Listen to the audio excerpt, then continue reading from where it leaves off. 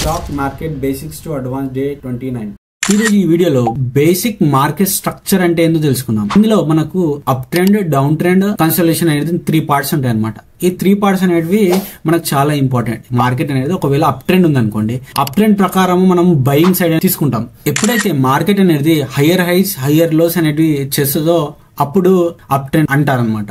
ఇందులో మనం గమనించాల్సింది ఏంటంటే మార్కెట్ ని బయర్స్ అనే వాళ్ళు పైకి తీసుకోవడానికి ట్రై చేస్తారు అనమాట. అక్కడ మనము బయింగ్ మాత్రమే చేస్తాం.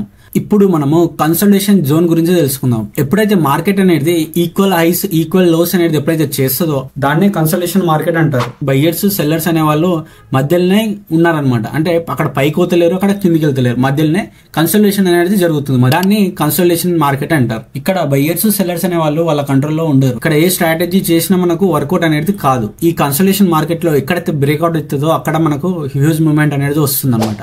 ఈ కన్సల్టేషన్ మార్కెట్ లో మనము బ్రేక్అవుట్ అయినాక మన డైరెక్షన్ అనేది డిసైడ్ అవుతుంది.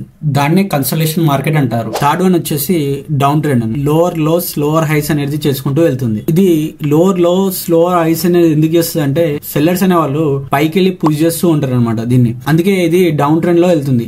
ఇక్కడ మనము సెల్లింగ్ సైడ్ మాత్రమే ట్రేడ్స్ చూడాలి. ఈ 3 మార్కెట్ స్ట్రక్చర్స్ అనేటివి బేసిక్ కాన్సెప్ట్స్ అండి. దీంట్లో అడ్వాన్స్ టాపిక్స్ ఉంటాయి.